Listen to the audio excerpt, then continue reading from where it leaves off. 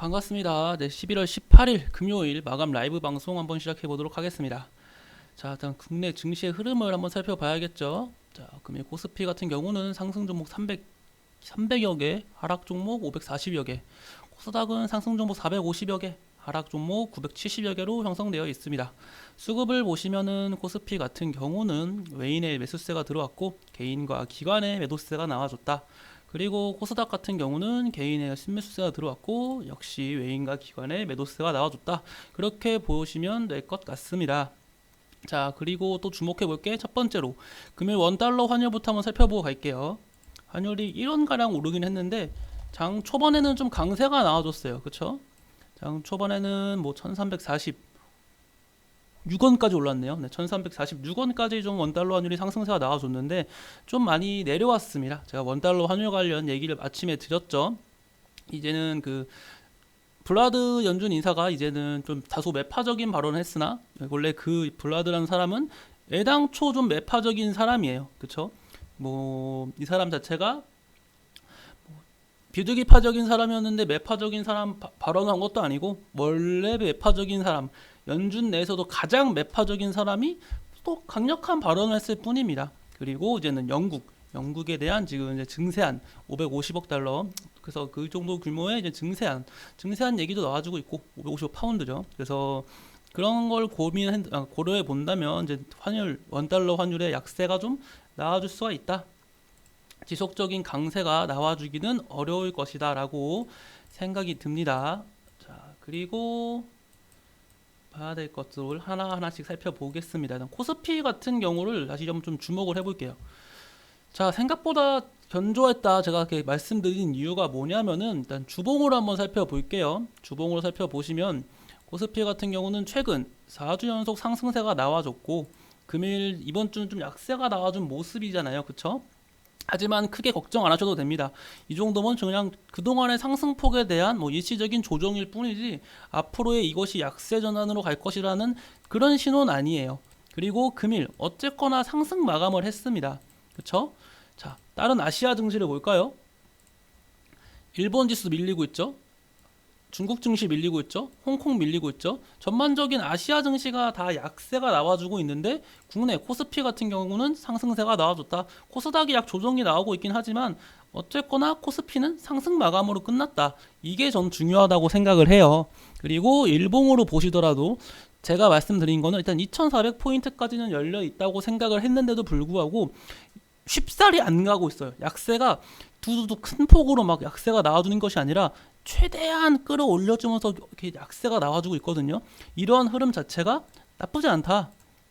강한 약세가 아니라 천천히 빠지고 있다. 빠지더라도 마치 다우존스, 제가 요즘은 다우를 봐야 된다고 말씀드렸죠.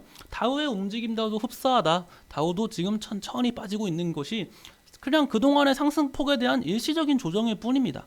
크게 의미를 부여하지 마시길 바랄게요. 자, 그리고 금일 수급을 좀 확인해 보겠습니다. 금일 수급을 좀 확인해 보시면은 네옴시티 관련주는 다시 역시 약세가 좀 나와주고 있죠. 당분간 네옴시티 관련주는 좀 매수하시는 것을 자제했으면 좋겠다. 한미글로벌 같은 경우는 오늘 장 초반에 어느 회원님께서 저한테 한미글로벌 어떻게 될까요? 여쭤보신 분이 계셨는데 실제로 일단 한미글로벌 같은 경우 제가 이 한미글로벌의 약세가 나오면서 뭐라고 말씀드렸죠? 수급이 너무 별로였다. 수급이 별로니까 일단 첫 번째로 긍정적인 수급이 들어오는 걸 체크해라 했는데 금일 외인의 매수세가 좀 많이 들어왔어요. 기관 역시 매수세가 들어왔지만 외인 역시 매수세가 좀 들어왔다. 이런 외인과 기관의 동반 매수세 속에 그쵸? 자, 어쨌거나 지금 음봉 마감을 했습니다. 이거는 결론은 뭐냐? 이런 외인과 기관의 동반 매수세가 첫 번째로 들어오는 건 기본 조건이고 상단 5일 평균선이 좀 내려와가지고 5일 평균선 위로 안착을 시켜놔 줘야 됩니다. 약세가 끝나고 박스를 그려야 된다고 제가 항상 강조를 드리죠. 약세가 나왔다가 바로 강세가 나올 수는 있어요. 그런 종목이 없는 건 아닙니다. 하지만 우리는 그런 종목을 찾는 것이 아니라 정상적인 범위 내에서 움직이는 종목을 찾는 거예요. 제가 네이버 말씀드리면서도 뭐라 말씀드렸죠? 네이버 이렇게 계속 약세가 나와줄 때가 있었어요. 제가 이때 매수하지 말라고 했습니다. 위험 부담이 크다고. 근데 제가 네이버 좋다고 말씀드릴 때가 언제였나요? 이때 부분이었어요. 네이버도 이렇게 하락을 멈추고 박스를 만든 다음에 상승세가 나와야 되지 바로바로 급등은 안 나온다. 이것처럼 박스를 그리고 상승세가 나와주는 것이 긍정적이다. 그래서 네옴시티 관련주도 비슷해요. 약세가 나오더라도 충분하게 약세가 나와주고 5일 평균선 위로 안착시켜 주면서 충분히 횡보가 나와줘야 된다. 그리고 네옴시티 관련주는 최근에 큰 상승세가 나와줬잖아요. 좀 많이 크죠. 심지어 큰 상승세도. 이러한 큰 상승세가 나와줬기 때문에 네옴시티 관련주는 조금 더 시간적인 여유가 있어야 될 것 같다. 그렇게 보여지고 있습니다. UAM 관련주도 동반적인 약세가 나와주고 있죠. 대표적으로 UAM도 어쨌거나 빈쌀만 관련 수혜주로 묶이기 때문에 비산텔레콤을 비롯한 베셀, 하이지항공 등 약세가 나와준 모습입니다. 원전 관련주도 아침에 말씀드린 대로 전반적인 약세가 이어졌고 전반적인 네옴시티 관련주로 묶이는 종목들이 다 약세가 나왔습니다. 금일은. 그럼 반대로 강세가 나와준 종목도 있을 거 아니에요. 그쵸? 강세가 나와준 종목이 뭐였나요? 우크라이나 재건주였죠. 우크라이나 재건 쪽 애들이 오늘은 좀 강하게 좀 치고 가는 모습이었어요. KH건설 같은 경우는 금일 1,000억이 넘게 그 거래량이 들어왔고 SY도 2,000억이 넘게 들어왔네요. 현대건설 기계는 더욱 큰 강세가 나와준 모습입니다. 그쵸? 지속적인 상승세 이어가고 있고 이 상승세의 끝이 어디인지 모를 정도로 좀 무섭게 오르고 있습니다. 이 현대건설 기계들에 대해서 제가 이쯤에서 맨날 말씀을 드렸는데도 그냥 더 오르고 있어요. 상승세가 너무 가파르고 무섭다. 이런 종목은 잘못 따라서 추격 매수하다가는 고점에서 물린다는 거는 다들 알고 계시죠? 고점 리스크가 언제나 있는 종목이기 때문에 보유하고 계신 분들이 아니라면은 추격 매수 하시는 것은 권유드리고 싶지 않아요. 자, 그리고 하나 더 봐야 될 거, 우크라이나 재건 관련주의 강세가 나온 건 좋습니다. 그쵸? 그러면 이제 저희가 궁금한 건 연속성이에요. 제가 우크라이나 재건 관련주를 말씀드리면서 강조드린 게 어떤 거였죠? 첫 번째, 기억하세요? 우크라이나 재건 관련주를 보면서 강조드린 첫 번째는 다양한 테마의 존재입니다. 우크라이나 재건 이슈만 달고 있는 것이 아니라 GTX, 하다못해 네옴시티라도요. 그 과거에 다양한 테마군을 보유하고 있는 것이 중요하다. 우크라이나 재건 관련주에 몰빵하는 게 아니라 좀 다방면으로 있는 것이 좋다고 말씀을 드렸고, 두 번째, 다음은 뭐죠? 눌림목에서 매수를 해야 된다. 우크라이나 재건 관련주는 순수 기대감이에요. 순수 기대감. 그쵸? 대북주와 유사한 면이 있다. 순수 기대감으로 오르고 있고, 그렇기 때문에 순수 기대감이 커지면 정말 큰 강세가 나와줄 거예요. 종전 관련 얘기가 나온다면은 재건 관련은 정말 큰 급등이 나올 겁니다. 과거에도 그랬고요. 과거 언제 그랬어요? 문재인 정부가, 그러니까 문재인 전 대통령이 김정은, 북한의 김정은을 만났을 때 그때 대북주가 엄청나게 큰 강세가 나와줬단 말이에요. 그거 하나만 가지고 종전이 나왔나요? 그러지는 않았습니다. 그런 것처럼 하지만 재건 관련주는 종전까지 나와준다면 정말 큰 강세가 나와줄 것이고 그러한 기대감이 지금까지 이어지고 있거든요. 하지만 이 기대감이라는 게 순간순간에 이슈거리로 상승세가 나와주기 마련입니다. 그러니까 이 연속성을 가지기보다는 한 차례 크게 상승세가 나와주고 다시 눌릴 거예요. 이 눌림목 타이밍에서 매수를 하는 겁니다. 우크라이나 재건 관련주는 필히 기억하고 계세요. 자, 그리고 하나 더 봐야 될 게 있죠. 지금 코로나19에 관련 리스크가 좀 점점씩 커지고 있어요. 코로나19 확진자가 지금 계속해서 늘고 있거든요. 물론 코로나19라는 리스크가 옛날 같지 않아요. 옛날만큼 증시를 하방으로 꺾을 만큼 그 엄청나게 큰 리스크가 있는 이슈는 아니거든요. 하지만 코로나 확진자가 는다고 해서 좋아할 사람은 없죠. 저희가 긍정적인 이슈는 당연히 아닙니다. 코로나19 확진자가 늘고 있다는 점은 그러한 것을 고려한다면 이러한 좀 확진자 증가 추세, 자, 코로나19 일반 병상 3주 연속 늘고 있다. 이러한 모습은 그렇게 긍정적인 이슈는 아니다라고 말씀드리고 싶어요.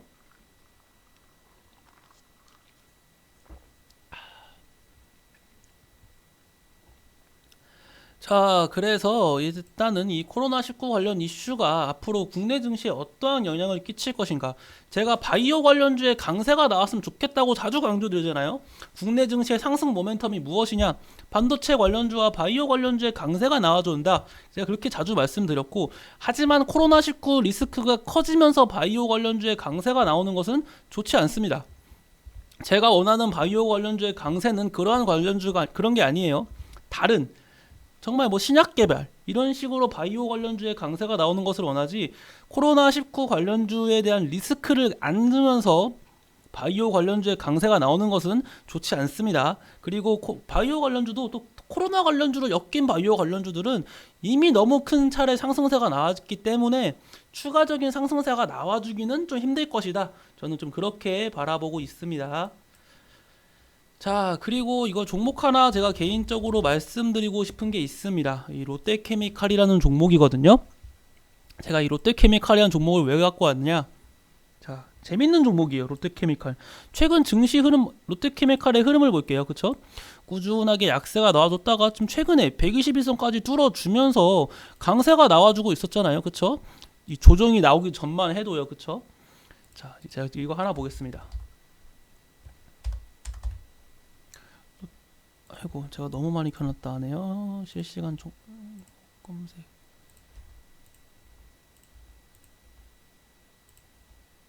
자, 롯데케미칼을 제가 왜 말씀드렸는지 말씀드리도록 하겠습니다.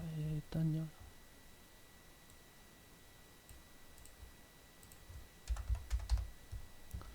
롯데케미칼. 자, 롯데케미칼이 뭐 유상증자를 결정했다. 뭐 유상증자 결정하는 거 뭐 흔한 일이죠. 근데 이걸 보세요.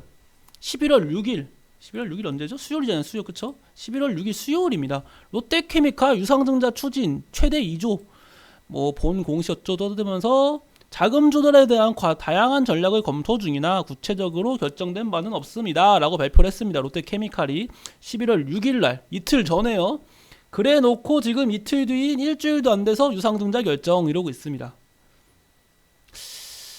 이런 점이 뭐 정말 뭐 다양하게 검토하고 있었으나 아직 결정한 거 아닌데 뭐 이틀 만에 결정될 수도 있었죠. 뭐 그럴 수도 있는 거예요.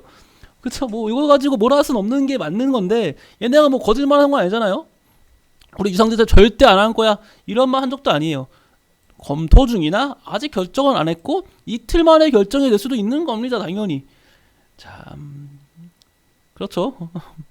아무튼 이런 이슈도 있었다. 이틀 만에 유상증자를 바로 결정시켜 버렸다. 참 재밌는 종목이네요. 그래서 그 결과 증시에 약세가 좀 나와주고 있어요.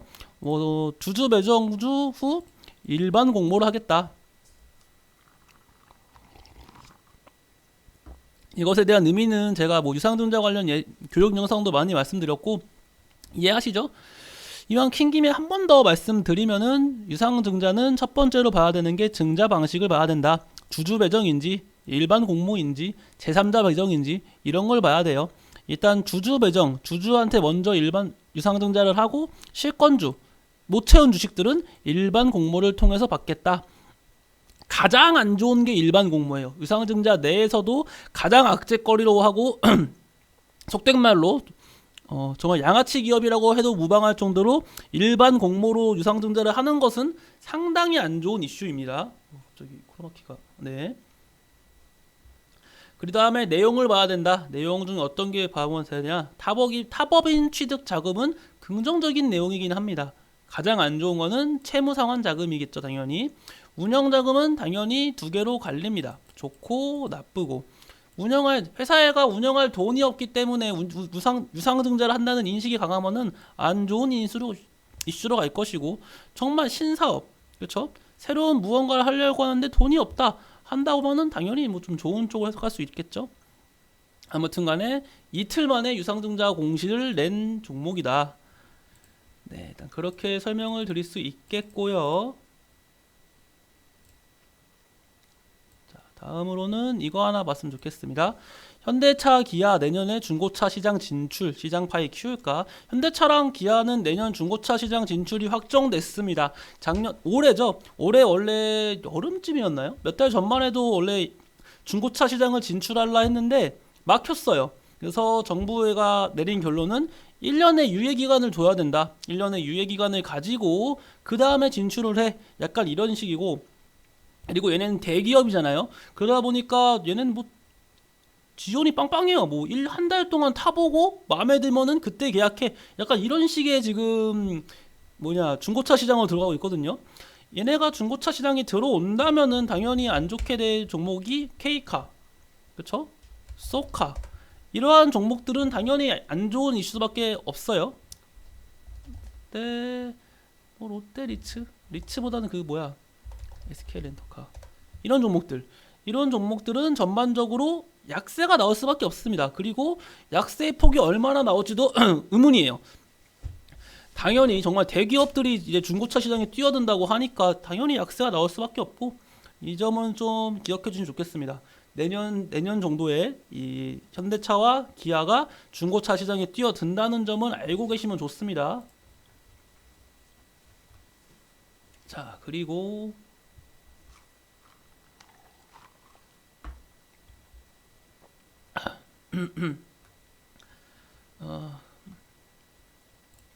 이거 미국, 자, 중국 반도체 업체에 화웨이식 제재를 추진한다. 이 미국이 어쨌거나 지금 겉으로는 최근에 바이든 대통령하고 시진핑 주석이 처음으로 대면 정상회담을 했잖아요. 기억하시죠? 또 크로마키 왜 이래? 그래가지고 처음으로 대면 회담을 했는데 그 결과 좀 긍정적인 내용이 오고 갔어요. 서로 약간 입장을 밝히고, 뭐 우리 미국은 뭐 중국을 고립시킬 마음이 없고 통제할 마음 없고 이런 식의 좀 좋은 얘기가 오고 갔었는데, 이런 식의 얘기가 나와주고 있습니다. 그렇다는 것은 미중 갈등이 언제든지 더 커질 수 있고, 미중 갈등 하면 뭘 봐야 된다 했었죠. 제가 자주 강조드렸습니다. 이것도 미중 갈등이 커지면은 히토류 관련주를 봐야 된다. 유니온 머트리얼즈, 동국 RNS, 유니온 같은 히토류 관련주를 보는 것이 맞다고 분명 말씀드렸습니다. 자, 그리고 이거 국회 28년에 세종으로 짐 싼다. 그쵸? 세종 관련 이슈, 세종으로 옮겨간다, 세종시 이전 얘기가 나와준다면은 가장 먼저 봐야 될 종목이 어떤 거죠? 세종시 이전 얘기가 나오면은 어떤 종목을 봐야 될까요? 자, 유라테크를 가장 먼저 보는 게 맞습니다. 보통은 원래 세종시 이전하면은 유라테크와 프롬파스트가 가장 강세가 잘 나와요. 근데 유라테크 같은 경우는 그러면 오전에 무선 충전 그 이슈가 있고 강세가 나왔잖아요. 제가 이 유라테크 관련 얘기를 한번 말씀드린 적이 있습니다. 과거에도 유라테크는 원래 세종시 관련 이 종목으로 상승 모멘텀이 세종시지 이런 무선 충전, 전기차 충전 쪽이 아니었습니다. 근데 시끄럽게 거슬리네. 아무튼 네, 그래가지고 진짜 상승 모멘텀은 세종시다. 근데 이번에 장 초반에 이런 무선 충전 관련 이슈도 있었고 거기에 세종시까지 있으니까 상한가를 그냥 단단하게 유지해주고 있는 모습이에요. 유라테크는. 그리고 네, 세종시 관련 얘기가 나와준다면은 무조건 유라테크와 프롬파스트를 우선적으로 보는 게 좋다고 말씀드릴 수 있겠습니다. 자, 그리고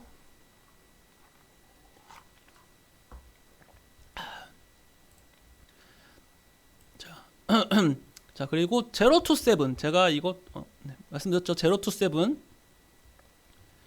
궁중빛에 중국 광군제 팀에서 유아동 선케어 1위를 차지했다, 뭐 이런 얘기가 나와주고 있어요.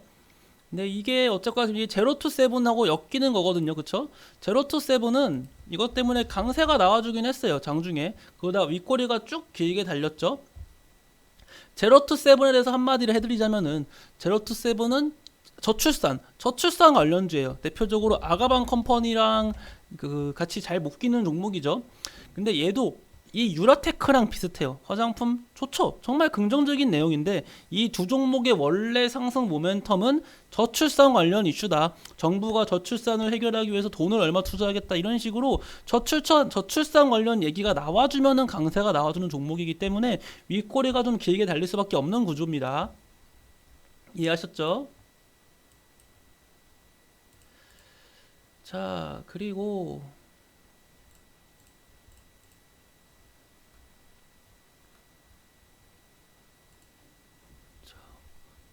빈쌀만 초청받은 원희룡 무슨 선물 줄 겁니까? 이렇게 물었다. 그렇죠? 빈살만 왕세자가 한국이 어떤 기술을 갖고 있는지에 대해서 이미 다 알고 있다. 앞으로도 한국 기업들을 계속 좀 소개해달라고 말을 했다.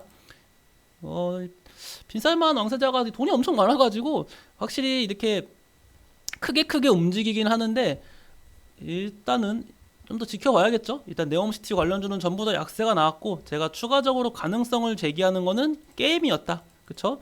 게임 관련주였지. 사우디 국부펀드 역시 우리나라 게임주에 되게 관심이 많아요. 그래가지고 정말 게임주에도 강세가 나올 수도 있다고 말씀을 드렸습니다. 추후에 언제든지. 하지만 강세가 나오더라도 위메이드 맥스와 위메이드 웬만하면 현재로서는 매수하지 말라고 했습니다. 위믹스에 대한 리스크 해소가 아직 안 끝났어요.